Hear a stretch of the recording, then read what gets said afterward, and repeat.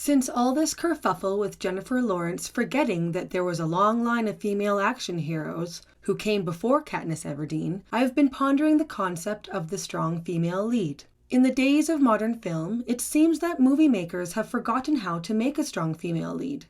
Or perhaps society has forgotten what makes a strong woman. We certainly didn't in the 80s and 90s, with female protagonists such as Sarah Connor, Ripley, and Buffy, to name a few. But as of late, it looks as though filmmakers have a form of collective amnesia as to what makes a female lead compelling and relatable. Let's look at what are the hallmark traits of a truly feminine character and contrast them with that of a masculine one. The feminine itself is something that is elusive and difficult to pin down. I myself have been on a journey over the past number of years, trying to understand why. And here's what I've learned. When it comes to masculine and feminine traits, the masculine is much more clear and direct. It is explicit or out on the surface by nature, while the feminine is subtle, almost unspoken, and below the surface.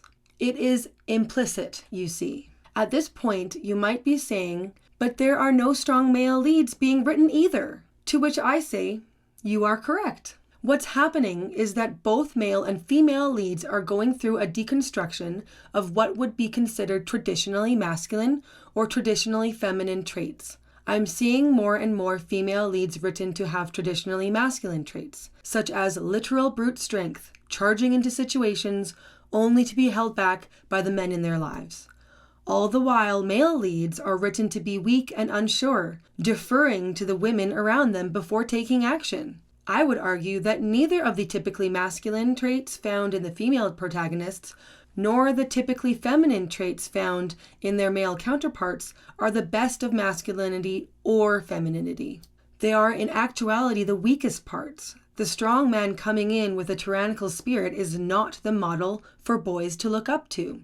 So why would we want girls to admire these characteristics in a woman? Or hope that our little boys grow up to be weak leaders with no backbone? Though I could easily end on a note of despair, I think that we are in the midst of a cycle. Currently, we are living through a period of deconstruction within our society. Conventional norms are being rewritten and torn down, and the world of cinema reflects this iconoclasm. Hopefully, we will see the upswing in the cycle within our lifetimes. There is already hope found in films like Everything Everywhere All at Once, or the latest season of Stranger Things.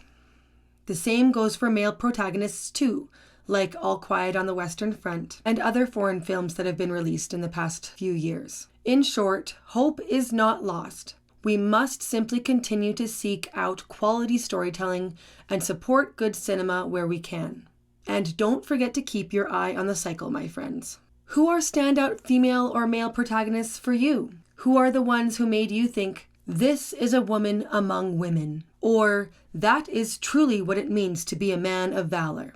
Are there by chance any modern films that you would recommend featuring strong leads? Leave me your answers in the comments. Also, don't forget to like, share, and subscribe. I'm Andrea with the Bangs, and keep seeking meaningful stories. After all, tomorrow is another day.